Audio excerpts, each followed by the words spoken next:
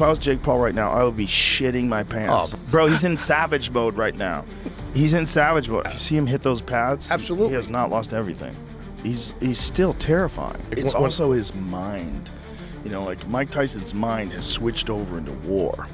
He's in that God of War mode, and that he's still got that in him. It's all the experiences that he has had as a conqueror.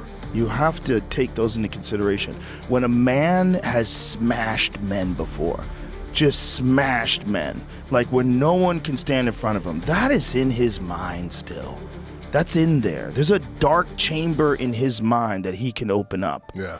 And I think he's got it open. Like, there's not a fucking chance in hell that Jake Paul would survive against the Mike Tyson that beat Marvis Frazier. That's my favorite Mike Tyson fight, because that was Mike Tyson before he won the title. It was ABC Wide World of Sports, and it was an execution. Tyson in his prime, where he was fucking terrifying. He was so fast, and he would do angles, and he was bobbing and weaving. You couldn't hit him, and he was just coming at you. And he was young. He was 20 years old at the time. He couldn't be stopped. No one had the solution. And I submit that Mike Tyson, the Mike Tyson that won the title against Trevor Berbick, the Mike Tyson that beat Larry Holmes, I think that Mike Tyson is the best heavyweight of all time. I don't think anybody fucks with him. What have you ever seen that was better than this? And with Mike Tyson, I've never seen anybody better. I've never seen any fighter, even Ali in his prime, even Ali when he was Cassius Clay. I never saw anybody who looked like Mike Tyson in his prime. Mike never gives you any time, man. He never gives you any time. He's always right in front of you. And he's just measuring you. And it's just a matter of time before he catches you. This Mike Tyson, as fast as he was, as hard as he hits, I maintain he's the greatest. Yeah. The greatest heavyweight ever. Like that Mike Tyson, those fights where you wanted to see executions. You didn't think anybody was going to beat him. Everybody he fought looked like they were about to die. But if that Mike Tyson from Marvis Frazier fought Jake Paul's dead. He's dead. He's not going to make it. He's terrifying when he's in the zone. I changed the shape of the table because of him. Mike now weighs 230 pounds, and he's got these muscles in his forearms. So he's sitting there, and he's a different human. He's so intense that I was like, if this table was closer to him, I would be nervous. Like, I wouldn't be able to do my best job as a podcaster. That's the reason why this table is this width. When Mike left, Jamie's like, that's a different person. That's a totally different person. He was so intense. And he's also doing this very unique kind of training with electrical muscular stimulation. And it has massive benefits of rehabilitating injuries. And it also, for a lot of people, gives them significant gains when they use it as opposed to just using weightlifting. Well, that's what I was seeing when I was seeing you hit the pads. I'm like, this isn't just working out. There was something going on, man. When you were working out with Cordero and you were ripping to the body and throwing those hooks, I was like, this is a man who's preparing to go to combat. This is not normal getting ready to work out shit. That's why when I saw that video, I was like, well, I saw you when you walked in today. I was like, God damn, you look good. You look good, dude. Hey. Like, your muscles look good. You look like you're vascular. You look fit. And I'm starting to feel fit. Like, seeing you hit the bag again and seeing you hit the pads and get excited about it was very, very interesting to me.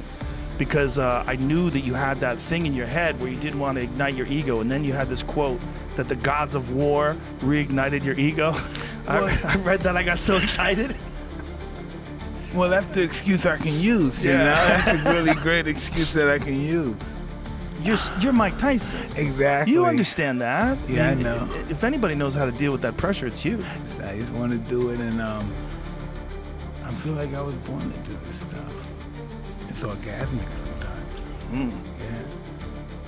What does it mean when fighting gets you erect? What does that mean? It's a good question. It means you're getting excited. Yeah. Well, that's what I'm saying. It's like you reached a state as a human being, as a champion, as a ferocious fighter. You reached a state of ability and of accomplishment that very few humans will ever touch and feel. That's why I'm asking you, when you're running, when you're hitting the bag, when that heart's beating again, and that you know who you are, you're Mike motherfucking Tyson. So when you're doing all this shit again, you're still Mike Tyson. Those thoughts have got to be burning inside you again. It's got to be pretty wild watching an old fighter regain those old skills. Like, you look great, man. That's what's crazy about it. I'm just gonna work on this and work off it and keep working on it and see where this goes. It's so exciting. I love it. I think success in fighting in life is about desire and the will. Yeah. How bad do you want it? Is it worth dying for? That's the true greatness, is the willingness to die. So this thing worth greatness. Yo, listen, when the light is on you, when the universe put the light on you, there's nothing stronger than a person whose time has come. Yeah. It's all about the light, man. You get so amped up, Mike. Even he's sitting here talking to you about these things. I could see it in you.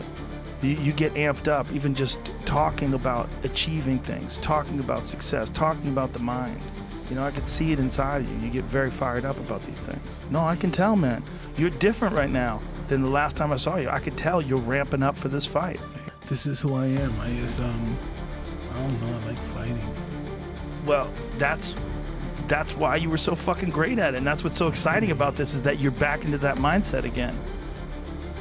You get into the conqueror's mindset. It's just that I think everything should go my way while I'm going through this process. Yeah. You know, I think no should be a foreign language for this next 2 months, for what I need to prepare for. Everything should go your way. Impossible is nothing to somebody that tries. Everything that someone said was impossible has happened.